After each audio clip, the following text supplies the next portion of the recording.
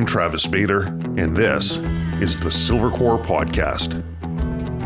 Silvercore has been providing its members with the skills and knowledge necessary to be confident and proficient in the outdoors for over 20 years, and we make it easier for people to deepen their connection to the natural world. Very often when a podcast ends, the conversation continues. That was the case here, and we decided to press record on a candid conversation where Sean asked me questions he was curious about. For the complete conversation that led to this discussion, make sure to download episode 107 where Sean shares the secrets that led to his success as an industry leader.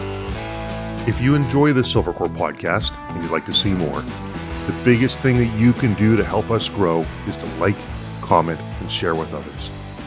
It's a small effort, but it makes a massive difference to the growth of the show.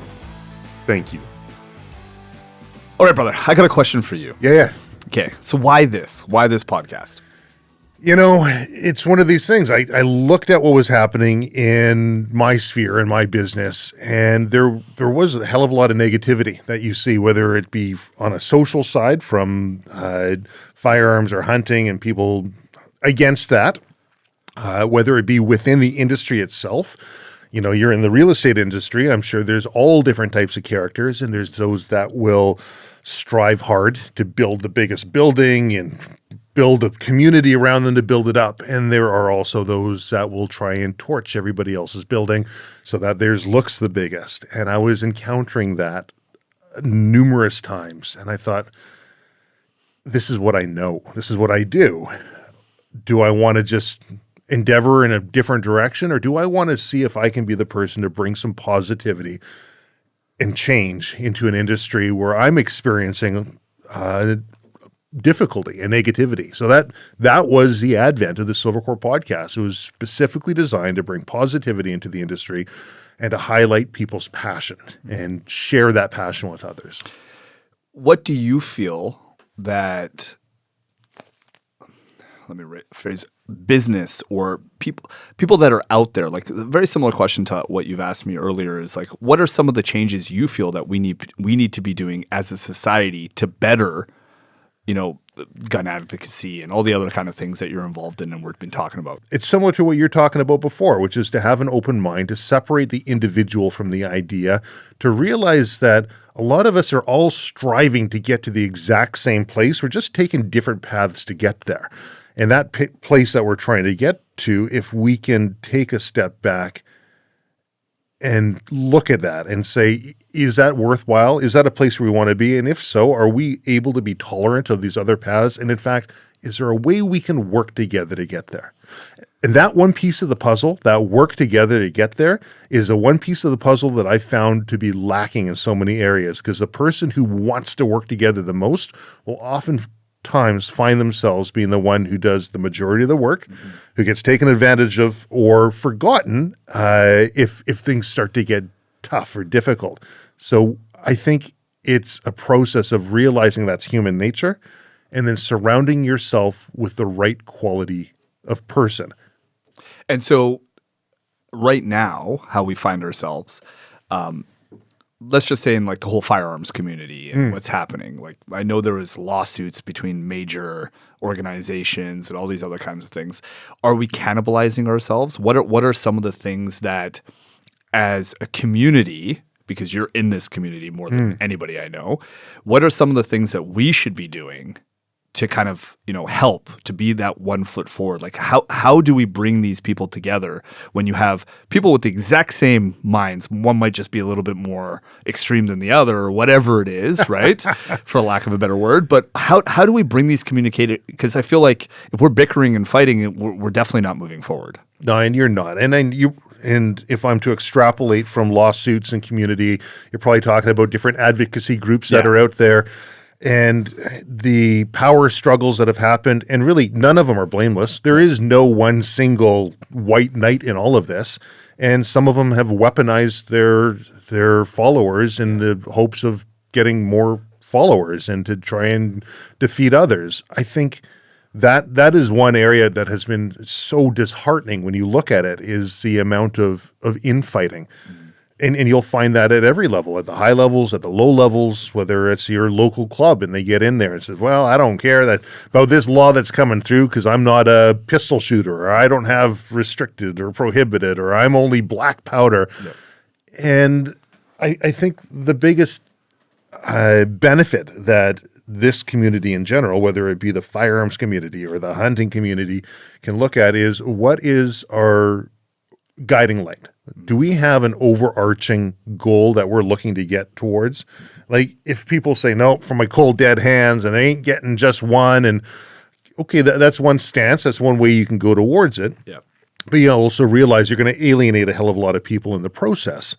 But if you have that one guiding light, and then the resources for people to be able to be essentially empower themselves, because most people have that ability already. They just don't realize it.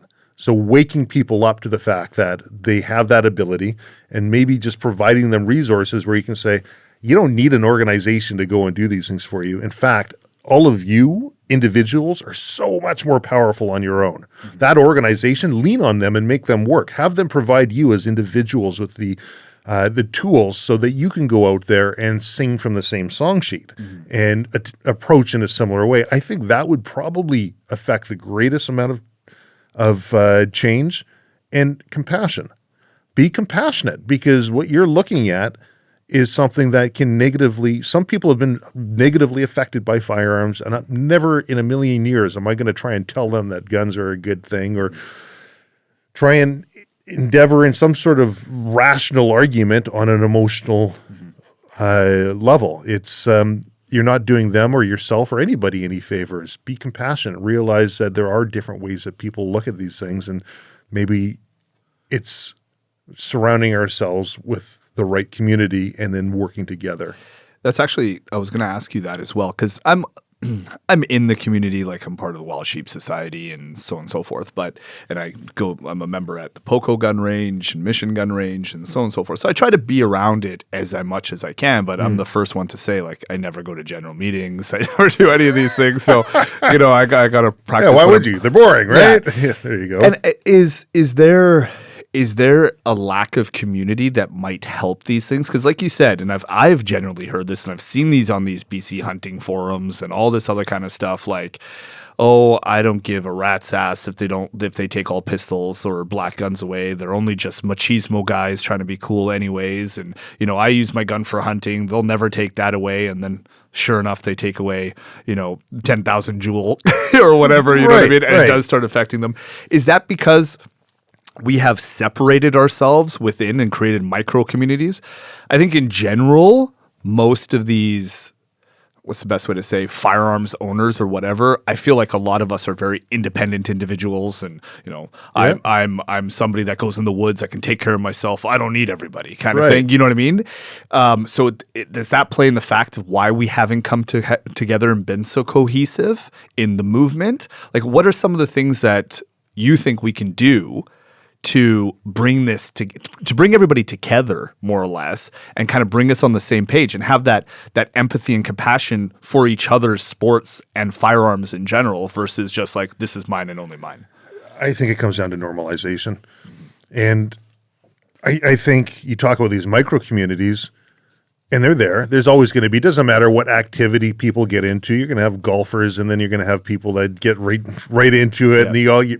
And it doesn't matter what group or organization you're with, but I think that the firearms community has been, and I'll put my air brackets up here for people that are listening, under the gun for such a long period of time that a lot of them have decided, if we're quiet, if we don't poke our head up, we just do our thing. We're not going to sit here and try and convince other people. It'll all go away.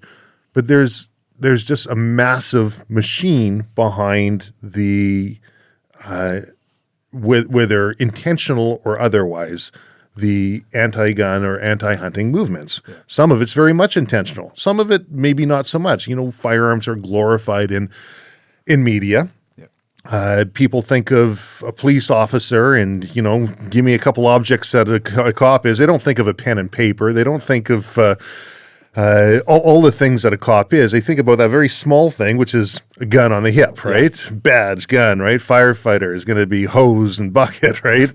The gun has been glorified and in ways through media, and it's been vilified in a way that I think it's become a part of the argument, as opposed to, like, people will say, well, I love my guns. Yeah. Right?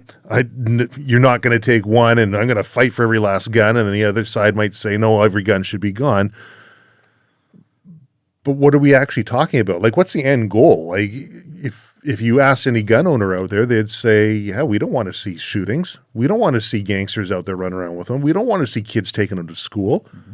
I don't know any gun owner in the world that would say that. Right. And it's the same sentiment of what other people who'd want to get rid of guns. So what is it we're actually looking to work towards? And if you can start identifying that and maybe just take the gun out of the equation for a second, just put it on the side, say, not a problem. We can talk about that and do our best to take the emotion out of it and say, well, you know, is there such a thing as a bad gun, right? Yeah. And sure, we can talk about that, but what effect is that going to have if we get rid of them? Like, what effect did getting rid of drugs do? Mm-hmm. Well, people still got drugs. Prisons are the easiest place to get them, right? People are still having problems. Are we looking at harm reduction? Are we looking at something that'll actually move our society to the place where we're not seeing these negative things that are being spun out in the media? Do you feel like it's maybe a fact that the gun, and I don't know if it's necessarily our place to have to do this anyways, but the gun advocacy groups, firearm advocacy groups are not creating enough solutions for the problems that may be out there, and they're just sort of saying like, hey, not over my dead body are you taking these guns away from me. And what I mean by it, as an example, is and just like you mentioned earlier, if somebody is shot, let's say you lose a son or a family member or something from a firearm, right? There's a lot of emotion attached to that, obviously, right? Mm-hmm. It's hardship and everything attached to that. And did the firearm, like any reasonable person is going to know this, the firearm jump off the table and shoot somebody? No. There was somebody behind that did that action, so on and so forth, right? But it is very easy for somebody to say, well, if there were no guns or if you don't have a gun, then nobody would be able to grab that. They don't necessarily think, well, just like England, you can go get a knife and stab somebody, or you can drive a truck, or, you know, if somebody wants to kill you, unfortunately, that's... And England's still got guns, and they're an island, and if you can't keep them off this island, how do you expect to keep it out of, let's say, Canada, which is right next door to the largest arms manufacturer in the world, right? Exactly, right? So is it maybe that we are not coming up with enough solutions as a movement in whole? Like, are we coming? Like, are we going out there and just saying, "Hey, listen, guns don't kill people. People kill people." Okay, it's the truth, sure, right? But by saying that, you are also not giving any. Well, this is what we should do, and how it would be an effective harm reduction policy. Does that make sense? Kind of like that old book, Getting to Yes, Negotiating Agreement Without Giving In, right? Yeah, exactly. Here's my line in the sand, and I'm not going to go past it, as opposed to saying, well, okay, I've got this line here, but I'm willing to move that line for you if we get this, and basically come into some sort of an accord or an understanding. Or even, I'll give you an example, right? I think one of the things that I don't see any of our advocacy groups, like whoever they may be, mentioning, you know, in the United States, for example, all of these mass shootings that you've had, I saw the entire list of it, and I'm sure you guys can all Google it and see it yourself. But almost every single one, no, not almost, every single one of these kids that did these mass shootings were all on some kind of antidepressants, all on some kind of drugs, all on some kind of mind altering. Not one of them wasn't, right? And so do we as advocacy groups talk enough about the preliminary causes? And okay, no problem. We can do background checks. We can do, and the funny thing is, you know, you give an inch and then they ask for not even a mile in this case, many times 10, 20, 30 miles. But I think most Canadian firearm owners that I've met are okay with background checks, are okay with some reasonable prejudice. Just like you got to get a driver's license for a car, right? I think most of us are okay with certain things, right? Where it draws the line is that we are getting everything taken away without any reasonable reason for it, right? No mass murders with AR-15s, no nothing. And then all of a sudden, all these responsible owners that are the most vetted Canadians, right, are getting all of their firearms and personal property taken away from us. And so obviously we're rightfully angry, right? But are we doing enough to, tell the world as an advocacy, as a group, as an organization on the actual causality of what is causing these people to do these horrific things? The gun is the tool, obviously, and that's what they keep bringing up. But do you feel as a society we're doing enough to, educate the world on what is actually happening? I just don't see a lot of that out there. The word reasonable is always going to be a difficult one, right? Surely you're open to some reasonable restrictions. Yeah. You're open to some reasonable measures. Oh, yeah, I'm open to reasonable measures, right? Yeah. Well, where does that reason start to begin with? If it is, in fact, that all of these shooters in the States, mass shooters, were on some sort of mind-altering drug, wouldn't it be reasonable to start there as opposed to looking at they also all wore blue shoes, right? Yeah. Or whatever it might be. Yeah. The firearms got the ability to do some serious damage in a short period of time, and there's no doubt about that. Totally. I don't think that everybody should have a God-given right to have access to any type of level of whatever it might be. Nuclear, right? What is that fake Latin saying? Absolutum infinitum, right? You just you take the argument to the absolute infinite. Right. Does it make sense over there still? If so, then maybe you got a good argument. If it doesn't, where are we drawing these arbitrary lines? I think that there's a lot of very well-meaning people out there. Most of these people want the exact same thing. They don't want to see people get hurt. Yeah. People want to feel safe. They don't want to be feeling threatened in their communities. And some people look at it as a firearm as a way to feel safe, and other people look at getting rid of the firearm as a way to feel safe. But it also will be a very easy tool because it's got such an emotional attachment associated with it to pull those emotional strings if you want to just manipulate or control. Or if I want to get votes in a certain area, I'll say, well, look at my opponent wants to make it easier for you to get guns, right? And vice versa. Yeah. You want to get votes in another area, they say, my opponent wants to take away your right to be able to protect yourself. Yeah. Well, neither of those are really true, Yeah. right? The end result of that, but it sure gets people fired up.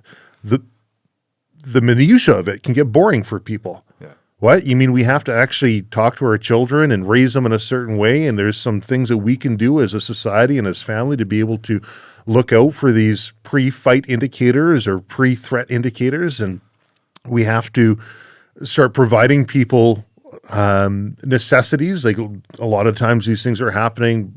People are drawn to a life of crime, typically not because they come from the most affluent backgrounds and have all the niceties in life would offer. They might be drawn there because they are at risk to begin with. Should we be looking at those areas? It gets a little tougher, and the conversation isn't quite as easy to have. So I think that's where the major disparity happens between the two sides. One, because it's such a polarizing topic. It's two, because it's very emotional. Three, because it's intentionally used by both sides to be able to take them apart. But are we doing enough to be able to educate people on other reasons? I think people have to be open to hearing that first. How do we know, though, if we're not saying it? Or are we saying it? I'm just missing it. I mean, the information's there. Yeah. If a person is a gun owner can find it, a person is a non-gun owner can find it too. But what did Disraeli say? And I don't even think it was Disraeli. There's liars, damn liars, and statisticians, right? Yeah. People can make stats sing to whatever way they wish it to go, but there are some underlying truths to things, right? There are some things that they can be able to extrapolate in a similar way to what you're talking about before of how you operate your business and you're doing your constant OODA loop. So how do we go ahead and, tell the general public this? Because I think and just by being an outsider that's in more along the firearms community as a participant, not as a, working in it or whatever have you, I don't see, unless for myself, like I've been able to bring a few people into the community because I show myself shooting on Instagram. You know, I'm like showing how much I enjoy doing these activities, right? But do we as a community, are we proactively putting it in commercials? Are we proactively out there trying to get this message across? And I know it could be a double-edged sword because then all of a sudden, you know, they're going to loop us into what's in the States, and you have the whole NRA and whatever, you know, the gun most powerful committees, whatever you want to call it. The point is are we doing enough to educate, or do you feel like that might us going out there as the CCFR, for example, going out there and putting these things out there, that's going to all of a sudden backfire and say, hey, these gun lobbies are just trying to brainwash you or whatever? Well, anything could backfire or be used in the as a propaganda tool to be used against a person. I don't know if telling people is necessarily the approach to take. I really don't have an answer to it, but I do know what I'm doing. Yeah. And it's similar to what you just said, and that's showing. I'll show people. I mean, through my social media, through how I dress, how I comport myself, I'm not running around decked out head to toe in Vietnam era camouflage with bandoliers of bullets and I loves me guns, right? Yeah.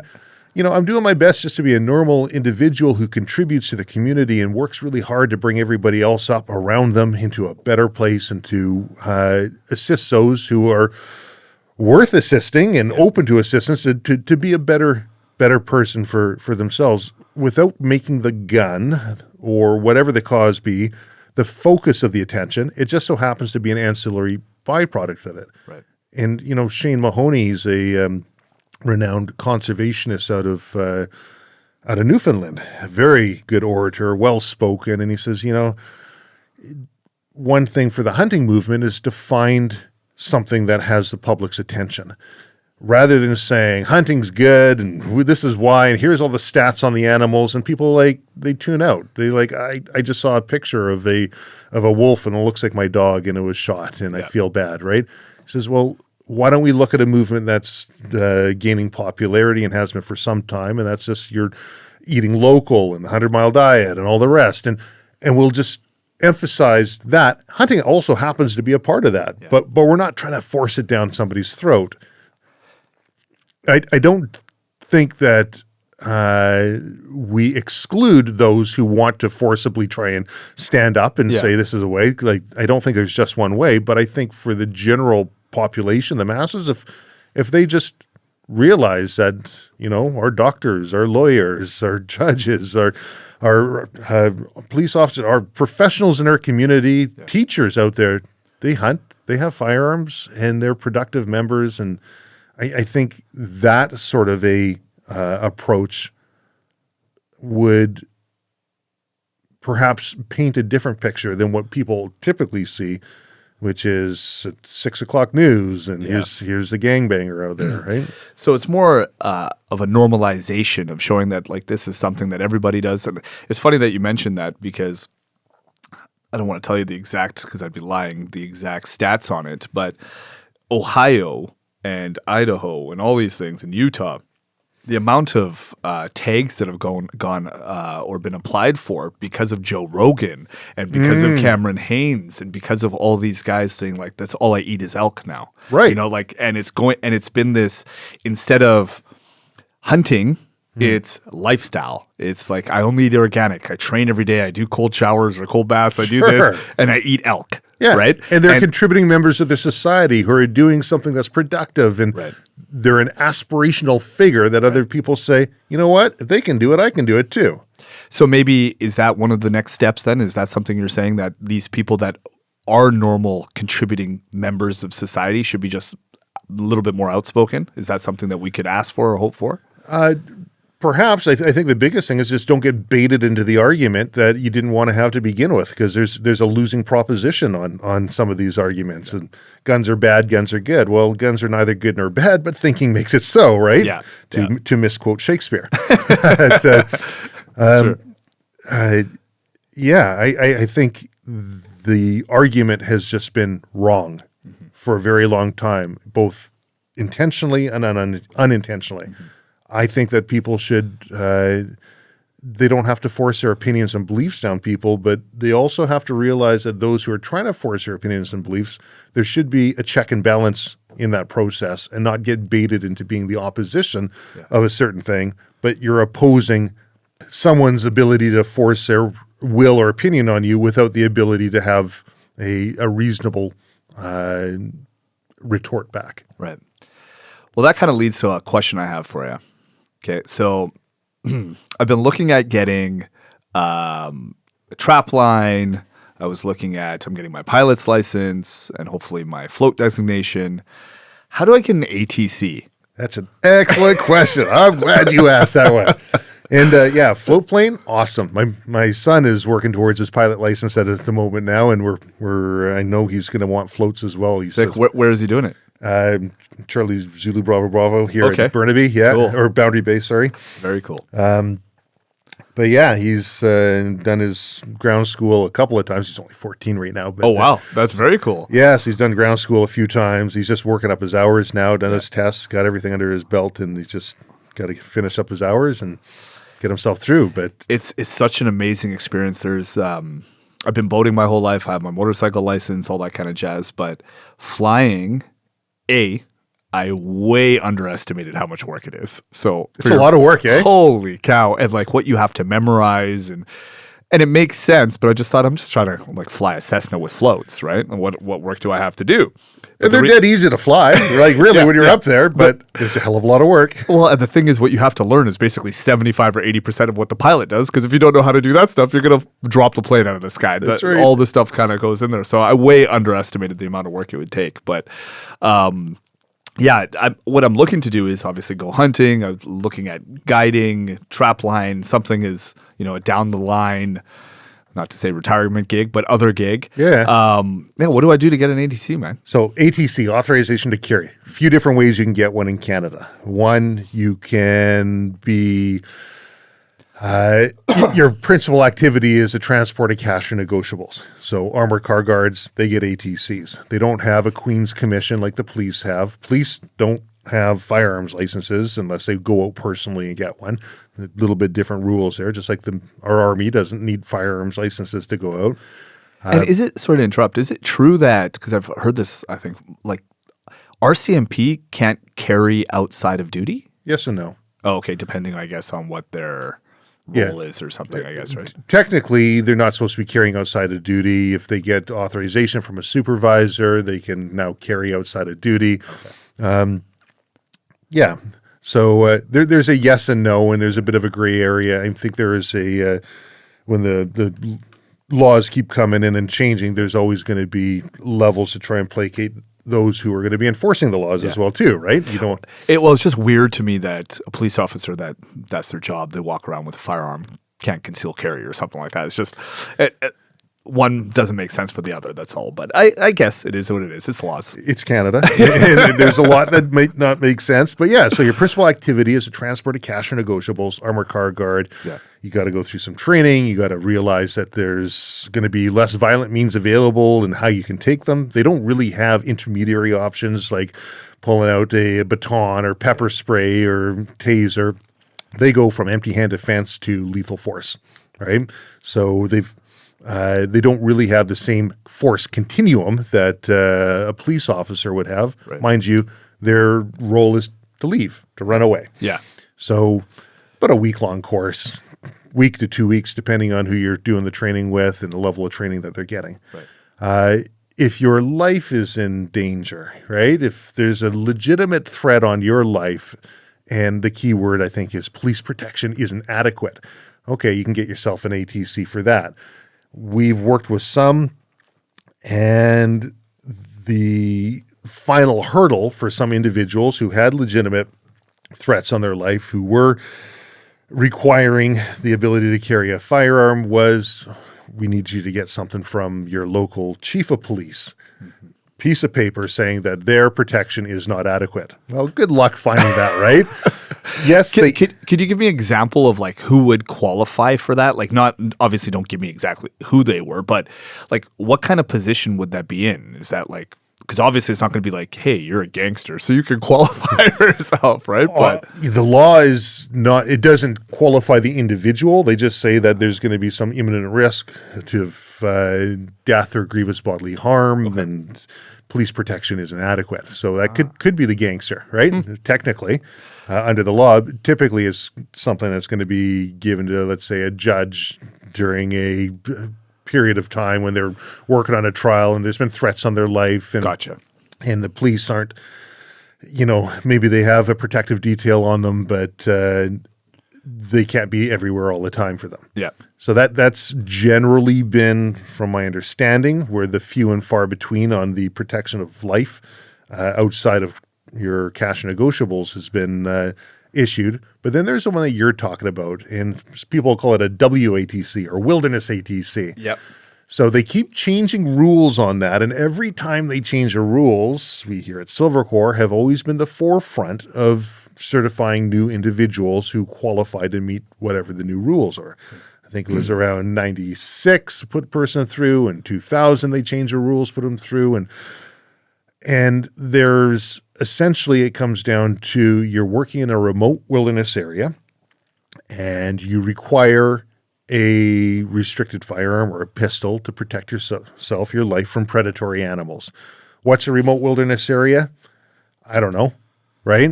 That's to somebody living in the city, maybe going out to a little bit into the bush is remote wilderness. If somebody lives well outside the city, maybe they feel that's pretty populated. So that's pretty open to interpretation. Mind you, when we've had people come through for the ATCs, we leave that wide open. Any area within BC which is considered remote wilderness. Working is one that is sort of a key word, and the issuing body, being the Canadian Firearms Program, looks at working as actively employed or self-employed. Doesn't look at it as, hey, I'm working on the roof of my cabin, right? Mm-hmm. They have to see some sort of employment. So if you've got a trap line, that would be okay. That's what I'm doing for work. They might ask you for municipal authorizations saying, hey, you've got a business license. And I know when I had to apply for one, I had to get a letter from the City of Delta saying, we have no authority over remote wilderness areas through OPC, but that was one of the checks and balances they had to go through. And it has to be, if it's funny because there is a desire to not issue these wilderness ATCs. And I talk to my American friends and they're like, this is absolutely ridiculous. How can you not, like Brad Brooks out of Idaho, he is out in Alaska and he's hunting and he's got his pistol on his hip because he's doing some archery. He's like, how can you guys go out there and not have something, right? Well, it's crazy that you mentioned that, actually, speaking of Alaska. Yeah. So I did the research. I can literally drive to the Alaska border, and with my hunting license that I purchased from Alaska, which is free, I can, it's $10. Yeah, no course, more or less free, right? Yeah. I can just say that I'm hunting small bird, which will allow me to bring over my firearm, and I can conceal carry or open carry in Alaska. There's another permit that I have to apply for, but that is the preliminary effect for that permit. Yeah. So I could literally conceal carry in Alaska and not in British Columbia. Well, that was in the states, they have different rules. They call it a CCW, so concealed carry weapon. And I remember Utah, when they had reciprocity and a whole bunch of other states, including Alaska and Washington. And they had this guy coming around and he was just raking in the money, right? He was going to all the local clubs here in Canada and I'll put you through. You're going to get your Utah license. And I was one of them. I went through and I got my Utah CCW. And when I went in the States, you were able to bring it across. I had my Alaska license and I went into Washington. Yeah. Okay. I mean, fair enough. You got your Alaska. So you met all the protocol. Yeah. And I went down there for training courses I was doing in the States. But there's a lot of little workarounds. Yeah. I don't know if I would want to be on the arguing end, right, of a workaround like this if push came to shove. But for Canada, your wilderness ATC, they're going to require you that you do some sort of proof of proficiency. Okay. And that you can take the course through yourself, right? There's an actual course you do get. You can do that through yourself. I found it kind of funny because they say, well, proof of proficiency, the people who can sign off on you, if they're a range officer or a firearm safety course instructor, well, neither of those people necessarily have any background in being able to provide proof of proficiency or qual courses Right. for individuals. Maybe they're a range officer and they're good at turning the light on and off and calling the range safe or not, or dealing with deactivated firearms or disabled firearms on a safety course. But that's where the process is. So you have to show that you can shoot it. You're supposed to be using the same ammunition that you'd be using on an animal, so you can't use lighter loads. Gotcha. Question on that is, what police officers do you know that qualify on ammunition that's going to be the same as what they're using and carrying? And the answer is, well, probably close to none, because most of them are using cheaper FMJs or frangibles on their ranges and not hollow points. But you meet that criteria, prove that you're working, and you can do that with your trap line. And then there's going to be caliber restrictions. They say they want to have something that's going to have enough power. So just random questions. The Glock 20, the 10 millimeter, sufficient? Because I know a lot of guys up north are using those. Yeah, and I got one for a 40 cal. I think I was the first one to be issued one for 40 cal. Nice. And I would argue 9 millimeter as well, because previously they were saying, it has to be a revolver. It's got to be minimum. I think it was minimum 357 Magnum. I said, well, how does an animal go down? It's not always going to be bears that you're protecting yourself from, right? There's other predatory animals out there that, or other dangers that you could be having a problem with. And, a nice, powerful round does nothing if you miss it, right? If you have 10 rounds in your magazine, you have more chances to hit it. You have more chances. You're either going to be disabling an animal through an interruption of the central nervous system, that's spine or brain, or through inducing massive hypovolemic shock through cardiopulmonary decompression. And the fastest way to do that is more holes. So anyways, was successful on all of those fronts. I have seen people denied the ability if they're out in their trap line or if they're out working in a remote wilderness area, and they say, well, right now I'm carrying my shotgun with me everywhere. And they say, oh, well, you don't need a handgun then. And that's what I was going to ask you, because I've heard of, I actually know two guides that guide out of Muncho Lake up there, and they applied for it and they were denied because they were told that, well, you can carry a shotgun, you can carry a rifle or whatever it is, right? But they, their not excuse, but why they wanted one is the fact that they're packing all the time. They're doing this. Right. Like how are they going to be able to access that shotgun if the thing's attacking them while they're packing meat on the back of their horses? That's right. So I don't know if they've successfully been able to reapply or whatever the case is. It's been a while since I talked to them. But so there is no specific, like, these are the jobs that you can do.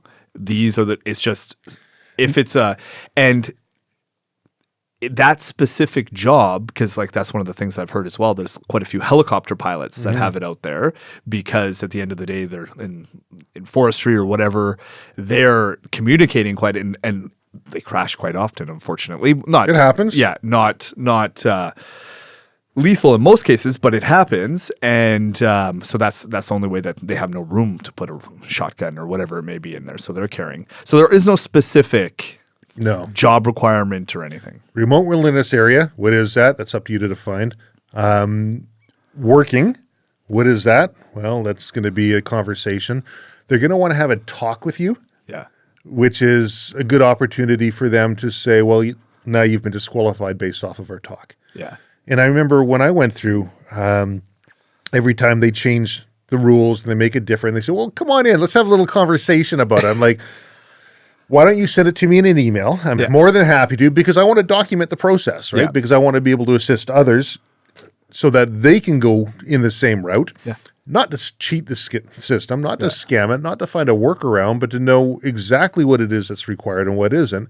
I would think from a government agency standpoint, they'd want that level of systemization. Yeah.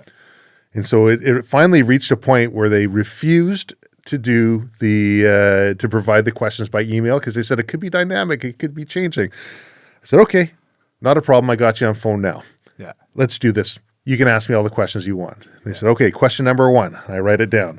I said, that's a really good question. I'll get back to you by email. What's the next question? I went through the entire list, and it's like, come on, guys, quit playing this game, right?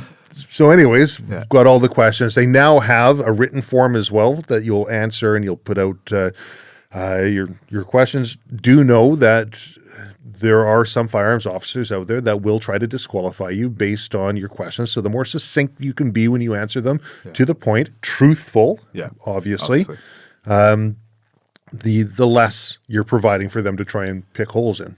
And so now with this new can't transfer, sell, buy handguns, has this thrown a wrench into the whole thing? Like, fortunately, I do have a 357. Fortunately, I do have, a 10 millimeter Glock. Fortunately, I have all those things.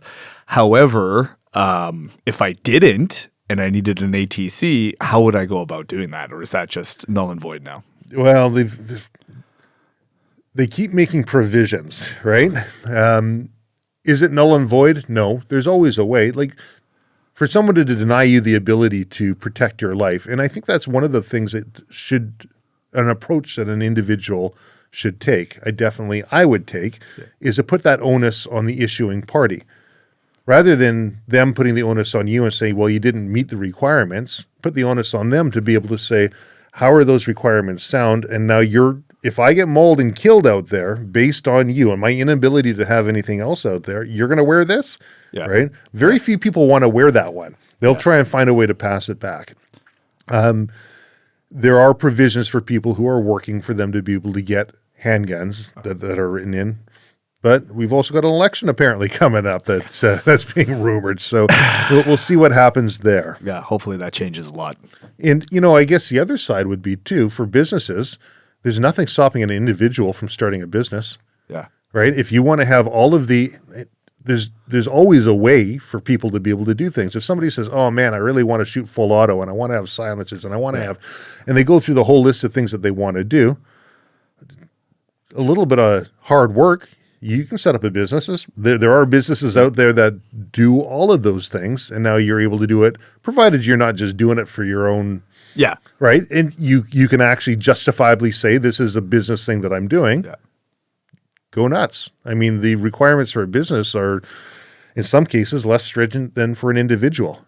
Like for an individual, if you have to lock up your firearms, right? Your restricted firearms in trigger lock in a locked box, right? Separate from your ammunition or in a safe. And for a business, it's just got to be, your firearms have to be separate in an area not readily accessible to the general public. Every window and every door has to have the ability to be locked. Doesn't even say it has to be locked, right? And there has to be an electronic alarm. And like, what is that? Is that one of those little motion sensor frogs that ribbits when you go by? Is it a monitored alarm? Is it a siren? I mean, they don't stipulate. Yeah. So it gets a little silly. There's a lot of generalizations in there. There is, yeah. Yeah, man. Okay, so I'm going to definitely try to apply for my ATC. I've got to figure out. I wonder if I could open Stonehouse in a remote location. But how would I defend myself? Would you be ever working as a real estate agent in remote wilderness locations? I actually do right now. There you go. That's working. Do you think that would be approvable, though? It all comes down to the individual. Yeah. I mean, from the letter of the law, absolutely. And it comes down to the individual, the circumstances, the firearms officer that you're dealing with. Because keep in mind, you have to make it easy for them to say yes. Yeah. Or hard for them to say no. Right. If you want to paint a person to the corner and they got nowhere else to go, I mean, you're not doing yourself any favors. But if you paint them into a corner and give them a door out, most civil servants don't want to take that level of responsibility. And if they can find a way to pass that on to somebody else and still do their job and do what they have to do, not a problem. Fair enough. So let me ask you this. So with your ATC, it's not defined by a specific area? I guess it'll only be defined if it's like wilderness, I guess, but it's not defined, like, because what I've been told is that you can, if you have a trap line and you're applying it for your trap line, you can only wear it on your trap line. And I even read somewhere that it has to be locked up while you're on like the quad or something like that, and that once you get off the quad, then you can put it, and there's only a certain type of holsters that you can wear. You can't wear from what I've been told and read, and obviously probably wrong, but that there's a whole bunch of stipulations attached to it. But I guess maybe that's just how the application was, or I mean, if you want to put stipulations on, you can.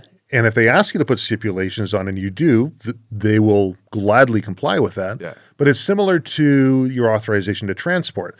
Previously, you had to apply for an ATT. Yeah. Then it was brought in as part of your license. But they would ask you a whole bunch of questions on there. What range do you belong to? What time do you think you're going to be transporting it? What days would you be transporting it on? And people would fill it out and like, well, geez, I wouldn't go there on a weekday, maybe in the evenings in the weekday, right? But not through the day, and Saturdays and Sundays. And on the form, it says, I think at the time it was 1, 2, or 3 year license. What do you want it for? For how long? Like, why would I put, I just want it for a year. I just need it for a week. And so back around 94, 95, put out a form, and it said, to all approved gun clubs and ranges, from 2,400 to 2,400, every day of the week. I want it for the maximum of 3 years. Like,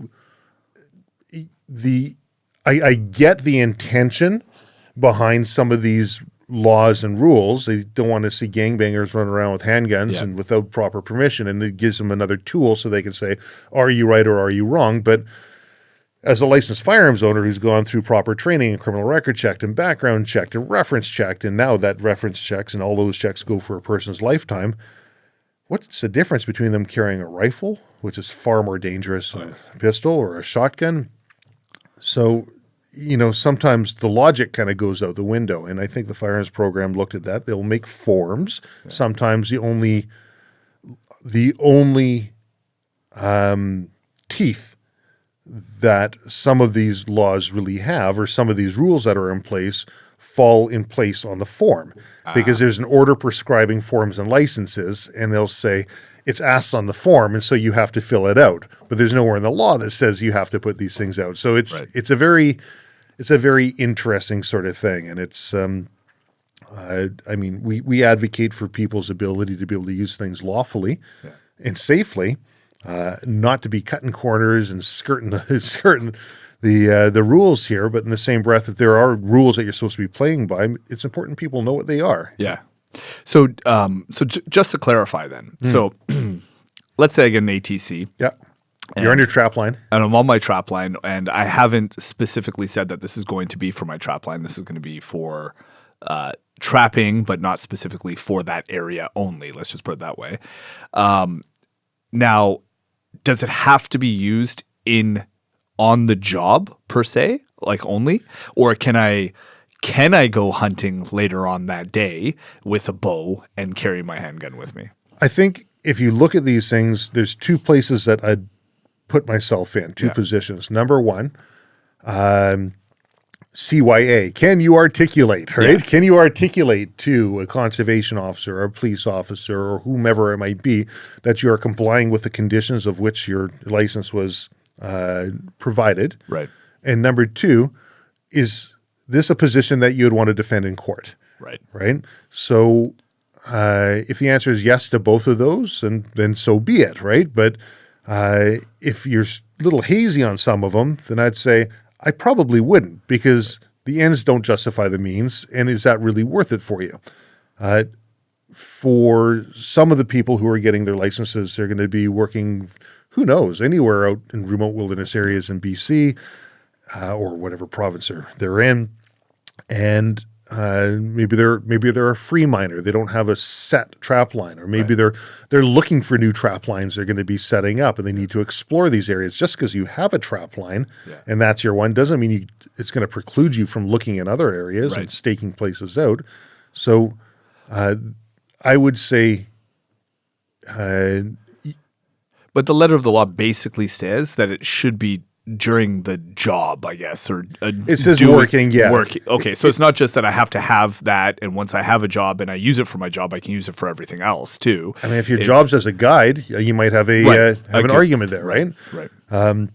If your job is scouting as a guide, maybe you have an argument there, right? Yeah. It's just it's one of these things where people tend to do things because that's how it's always been done. Right.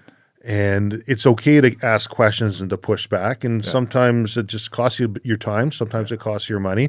But whatever you do, I would highly encourage anybody, if they have it and they feel that they're in the right, make sure they've got a way to be able to articulate afterwards. And what I like to do is I'll get things in writing. Yeah. And oftentimes they don't want to offer things in writing. So maybe I'll just do the reverse of that, and I'll send them something in writing and say, here's what I'm planning on doing, and reverse that onus. If this is not within the prescribed rules, please let me know, right? Otherwise, I will proceed like ABC, and here's the time frame you can get a hold of me and all the rest, and give it a reasonable time. Yeah.